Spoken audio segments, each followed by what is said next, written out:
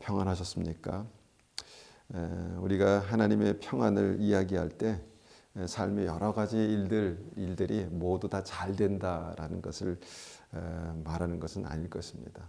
우리 삶에 여러 가지 일들이 있지만 우여곡절이 있지만 그 모든 삶을 붙드시고 인도하시는 주님의 은혜가 날마다 우리의 삶을, 우리의 마음을 정말 풍랑 가운데도 잔잔케 하시는, 풍랑을 잔잔케 하시는 은혜 가운데 살게 하신 줄을 믿습니다.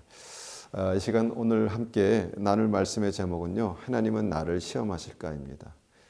하나님은 나를 시험하실까? 여러분 어떻게 생각하십니까? 하나님께서 나를 시험하십니까?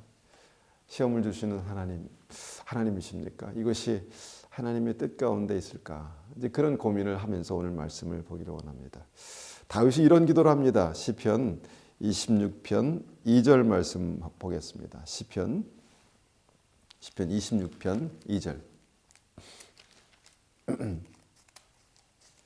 26편 2절입니다.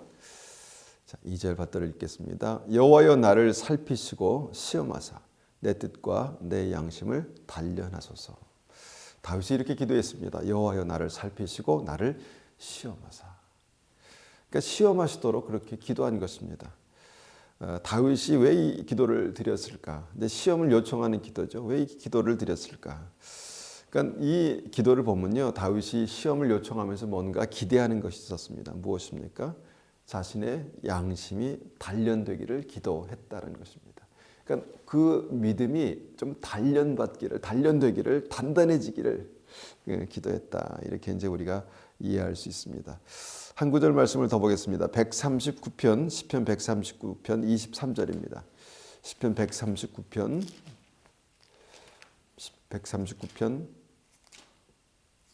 23절입니다. 139편 23절. 자, 받들겠습니다. 하나님이여 나를 살피사 내 마음을 아시며 나를 시험하사 내 뜻을 아옵소서. 다윗이 또 기도합니다. 주님, 나의 뜻을 시험하사 나의 뜻을 시험하사 내 뜻을 아옵소서. 뭔가 다윗 마음 중심에 하나님 향한 온전한 마음이 있는데, 하나님 이것을 시험하셔서 내 뜻이 정말 하나님의 마음과 합해져 있는지를 컨펌해 주십시오. 그렇게 기도하는 그런 내용의 기도입니다. 왜 다윗은요 이런 기도를 하나님께 올려드렸을까요? 그러니까 다윗은 하나님께서 시험하신다라는 것을 알았다는 것입니다. 어떤 면에서 다윗이 뭔가 시험을 하시도록 기도하면서 뭔가 하나에 기대하는 바가 있었다라는 것을 보게 됩니다. 그리고 그 시험의 결과가 우리가 생각하는 대로 굉장히 뭔가 긍정적인 것임을 알았다는 것이죠. 시험의 결과가 긍정적인 것임을 알았다는 것입니다. 그래서 우리가 이제 생각해 볼 수 있는 결론은요, 하나님 분명히 우리에게 어떤 긍정적인 목적으로 우리를 시험하신다라는 것입니다. 이제 구약 성경에서 이 시험에 해당하는 이 단어들을 보면은요, 바한이라는 그런 단어를 씁니다. 이 단어를 보는데 유익한 것은 그 단어가 의미하는 바가 무엇인가를 좀 깊이 볼 필요가 있기 때문입니다. 이 바한이라는 이 구약의 시험에 해당하는 뜻은요, 영어로 하면 이제 테스트입니다. 뭔가 이것이 바로 돼 있는지 테스트해 본다는 것입니다. 그리고 우리가 이제 시험을 examination이라고 하죠. examine이라는 것입니다. 그러니까 이런 테스트, examine을 하신다는 것이죠.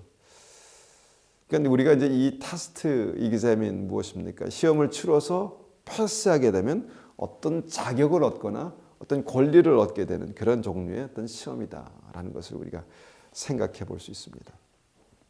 그래서 우리가 하나님의 시험을요, 어떤 좋은 자격을 주시기 위한 어떤 시험, 그러니까 뭔가 이 자격증, 뭐 사법고시, 행정고시, 뭐 이렇게 우리가 생각해 볼 수도 있을 것 같습니다. 또한 이 시험은요, 하나님께서 우리에게 좋은 것을 주시기 위한 것이다. 그러니까 상을 주시기 위한 어떤 과정이다라는 것을 우리가 생각해 볼 수 있다는 것입니다.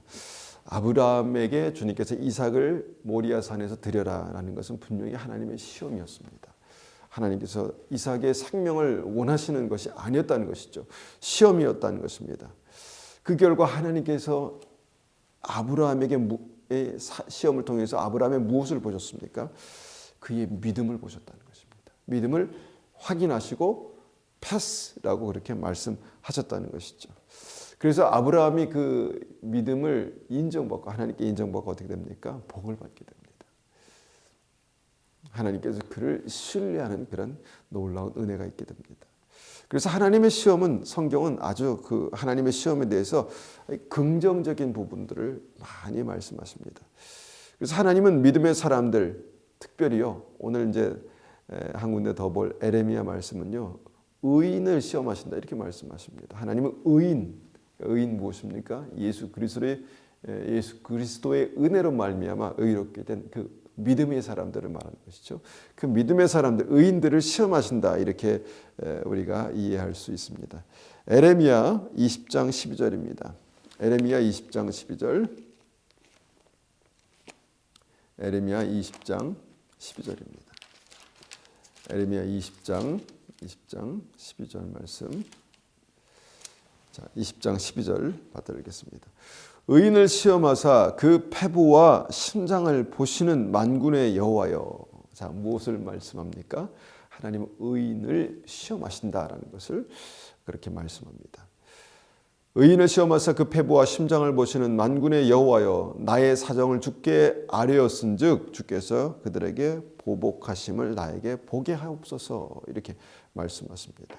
그러니까 하나님은 의인을 시험하신다라는 그런 진리를 확실히 이제 성경에 기록한 것이죠. 그리고 그 시험의 결과가 무엇입니까? 나의 사정을 아시고 나의 믿음을 보시고 나의 여러 가지 상황을 아시고 원수를 이길 힘과 능력을 그 승리를 주시옵소서라고 그렇게 기도하는 내용입니다. 즉 시험은 원수를 이길 승리의 어떤 전 단계에 하나님께서 그의 삶에 뭔가 보시기 원하시는 어떤 시험 그것이 있다라고 말씀하신 것이죠. 하나님께서는 이스라엘 백성들을요 애굽에서 건져내셨습니다. 그리고 이것이 구원의 과정이다라고 히브리서 3장과 4장에서 말씀하셨죠. 그렇다면 그 애굽에서 건져내셨다라는 것을 이제 우리가 믿음으로 바라보면 사망에서 생명으로 건지셨다라는 것으로 우리가 이해할 수 있습니다. 그래서 그 사망에서 생명으로 애굽에서 건져내신 그 구원이 완성되는 과정이 우리에게 굉장히 중요하다라는 것입니다. 자, 애굽에서 건져내시고 홍해를 건너가게 하셔서 그 다음 스텝이 무엇입니까? 40년 광야를 지나게 하셨다라는 것입니다. 이것이 이제 우리가 이해하는 인생의 광야를 말씀하는 것이죠. 인생의 광야입니다. 믿음이 있어도 인생은 광야입니다. 그리고 그 광야에서 무엇이 있었다고 말씀합니까? 바로 이것이 오늘 보기 원하는 포인트입니다. 신명기 8장 2절입니다. 자, 신명기 8장 2절. 신명기 8장 2절. 자, 오늘 말씀을 좀 많이 보죠. 그래도 말씀을 보는 게 중요합니다. 신명기 8장 2절입니다. 2절. 자, 8장 2절 받들겠습니다. 내 하나님 여호와께서 이 40년 동안 내게 광야 길을 걷게 하신 것을 기억하라. 하나님께서 하셨다는 것입니다. 이는 너를 낮추시며 너를 시험하사 내 마음이 어떠한지 그 명령을 지키는지 지키지 않는지 알려 하심이라. 하나님께서 확인하기 원하셨다는 것입니다. 시험을 통해서. 자, 그래서 40년 광야의 핵심은 무엇입니까? 키워드는 무엇입니까? 시험이라는 것입니다. 시험. 연단, 단련 이렇게 말하죠. 어떤 시험이었습니까?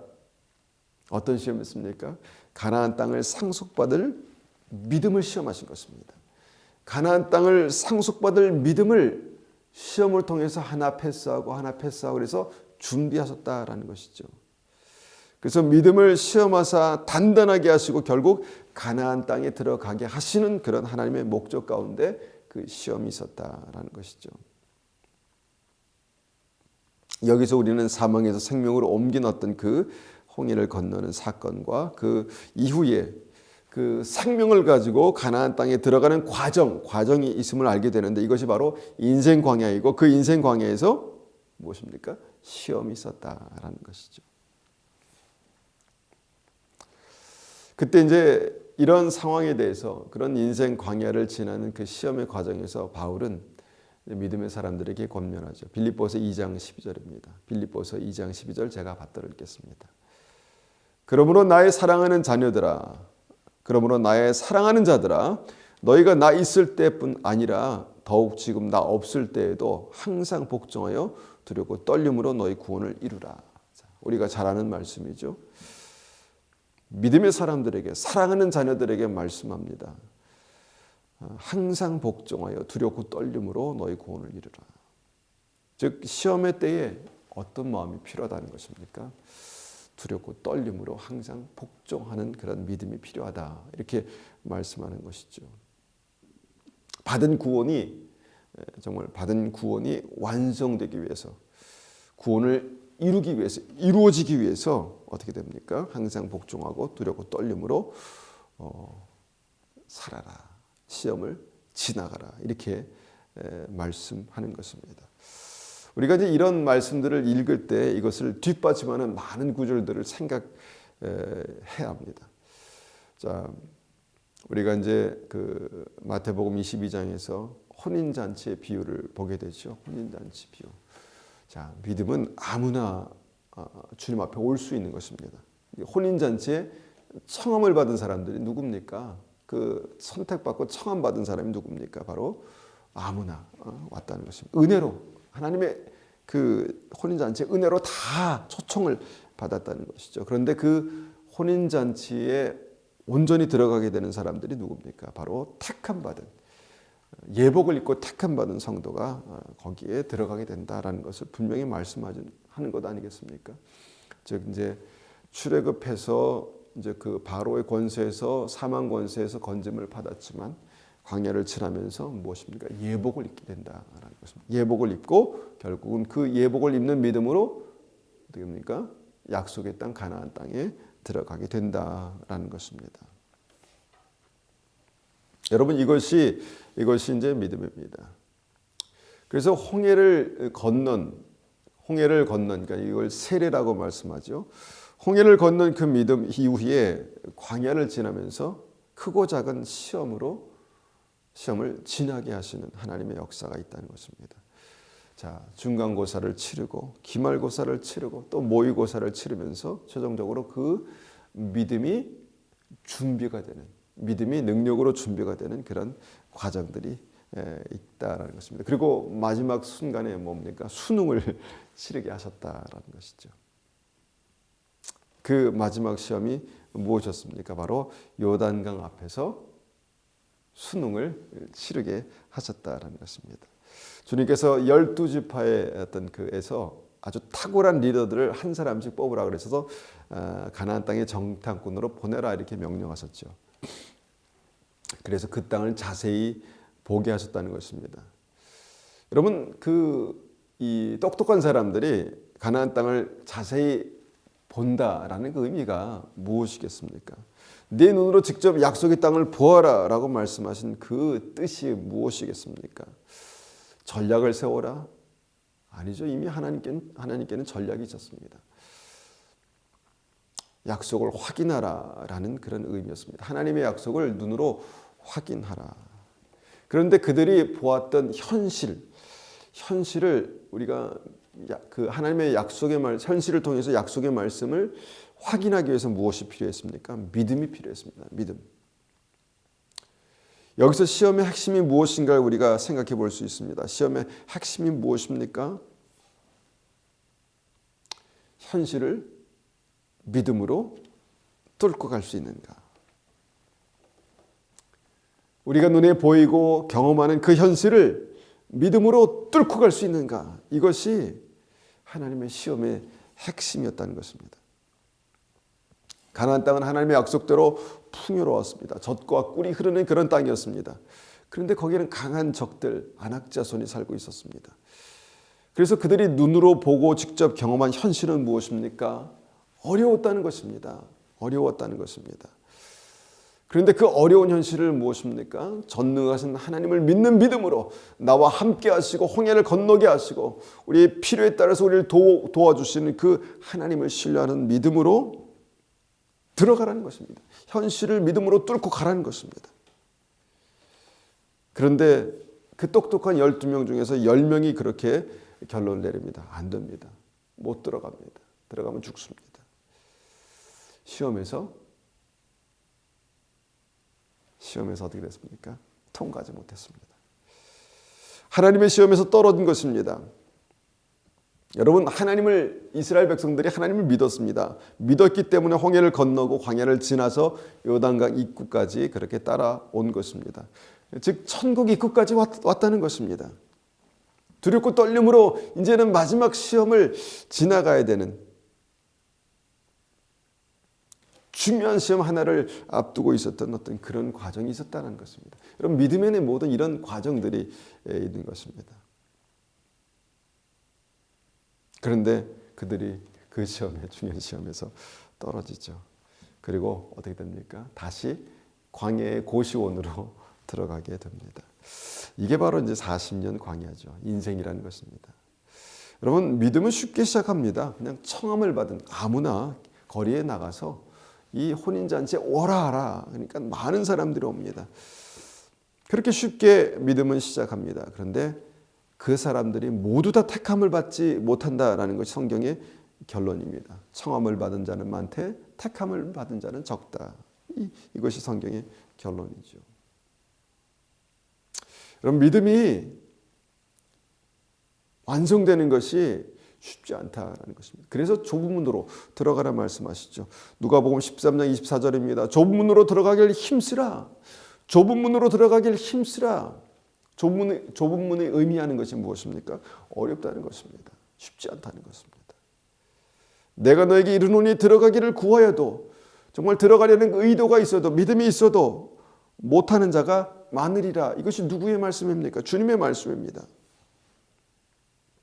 여러분, 믿음은요, 내 수준으로 해석해서 그냥 믿으면, 동의하면 끝나는 것이 아니라는 것입니다. 즉, 믿음은 무엇입니까? 지적 동의에서 시작하지만 거기서 끝나는 것이 아니라는 것입니까? 아니라는 것입니다. 그럼 무엇입니까? 그 믿음의 씨를 뿌린 후에 그 삶에서 그것이 자라고 열매로 확인되는 것이, 그것이 진짜 천국에 들어가는 믿음이다라는 것을 성경은 여러 곳에서 말씀하십니다. 열매로 알지니, 열매로 안다는 것입니다. 믿음은 내가 믿는다고 말하고 시작하지만, 사망에서 생명으로 옮기지만 그것이 끝이 아니라 무엇입니까? 믿음을 하나님께서 직접 그의 삶 속에서 확인하시는 열매가 있다는 것입니다. 여러분, 믿음을 그렇게 확인하신다는 것이 무엇입니까? 바로 마태복음 25장의 그 천국 비유입니다. 열처녀의 비유, 기름을 확인하시고, 달란트의 비유, 그 달란트를 확인하시고, 양과 염소의 비유, 그 관계를 확인하신다라는 것이죠. 모두 천국에 들어가는 믿음이 무엇인가에 대한 예수님의 설명인데요. 그 핵심은 무엇입니까? 구원받은 믿음은 반드시 시험에 통과하는 믿음이다라는 것이죠. 시험에서 확인되는 믿음이다라는 것이죠. 그런데 이렇게 이제 많은 말씀이 이제 하나님 우리를 시험하신다라고 우리가 이제 이해할 수 있는데, 좋은 목적이죠. 좋은 의미로 시험하신다. 그럼에도 불구하고 어떤 사람들은 하나님 우리를 시험하시지 않는다라고 그렇게 말합니다. 그리고 이제 야고보서 말씀을 예시로 대죠. 한번 말씀 보겠습니다. 야고보서 1장 13절입니다. 야고보서 1장 13절. 야고보서 1장 13절. 자, 1장 13절 받들어 읽겠습니다. 사람이 시험을 받을 때 내가 하나님께 시험을 받는다 하지 말지니 하나님은 악에게 시험을 받지도 아니하시고 친히 아무도 시험하지 아니하시느니라. 자, 이 말씀 보면요, 하나님은 시험도 받지 않으시고 시험도 하지 않으신다, 이렇게 말씀합니다. 이것은 거짓말입니까? 아닙니다. 이것도 진리입니다. 진실입니다. 진리입니다. 근데 이 많은 사람들이 이 한 말씀만 가지고 이제 다른 말씀을 무시하는, 그리고 혼동하는 어떤 그런 결과가 나타납니다. 이 말씀의 핵심은 무엇입니까?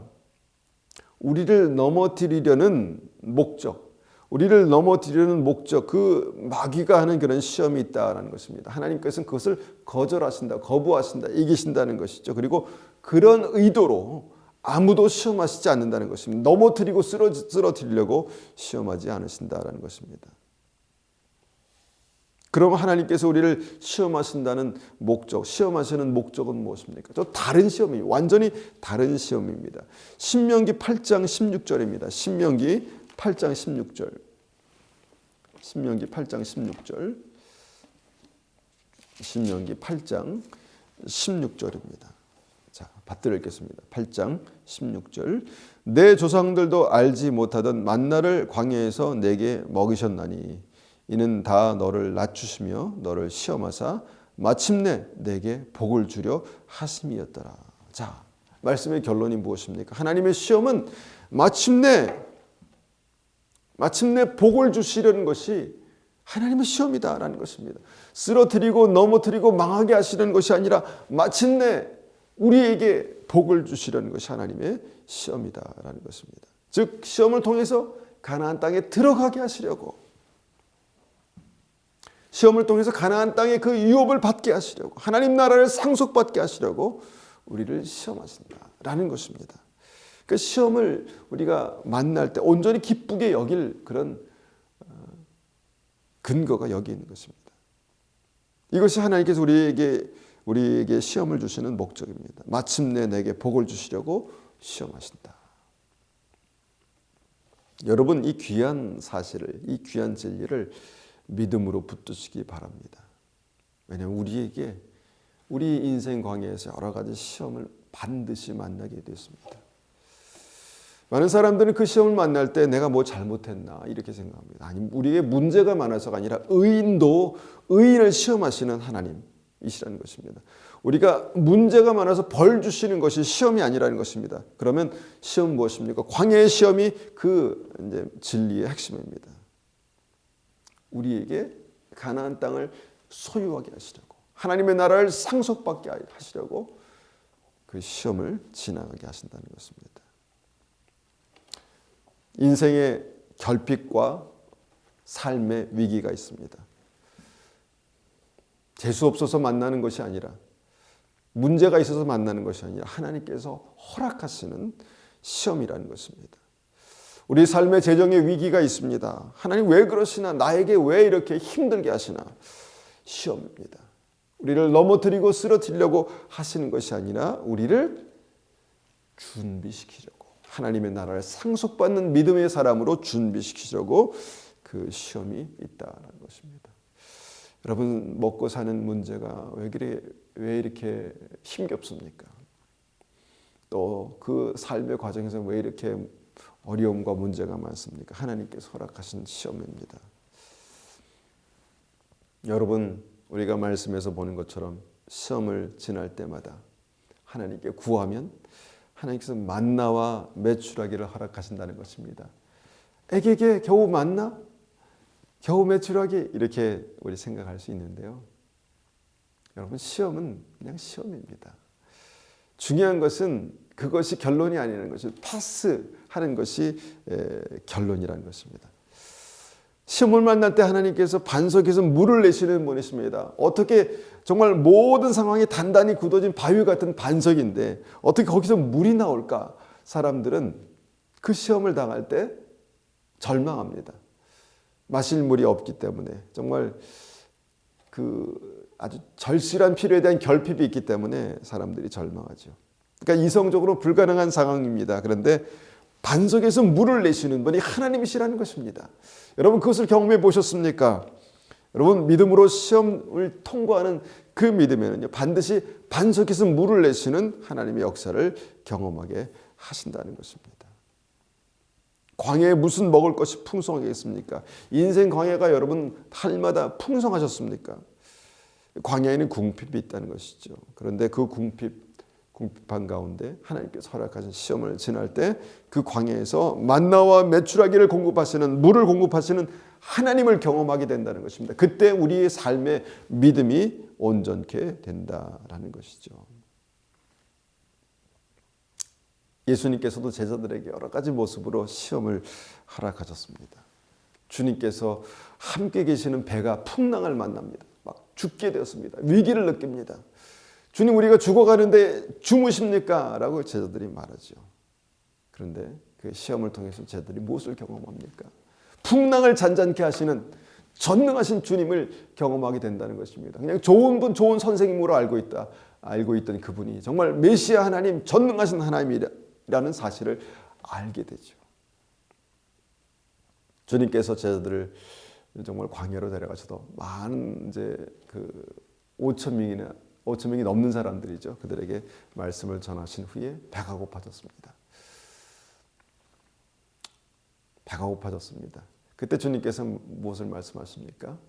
너희가 이들에게 먹을 걸 줘라 말씀하십니다. 그러니까 불가능한 것을 테스트하시는 것입니다.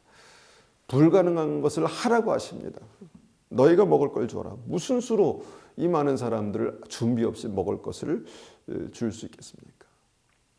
그때 그 시험을 통과한 그 방법이 무엇입니까? 보리떡 5개와 물고기 2마리를 주님께 드렸다는 것입니다.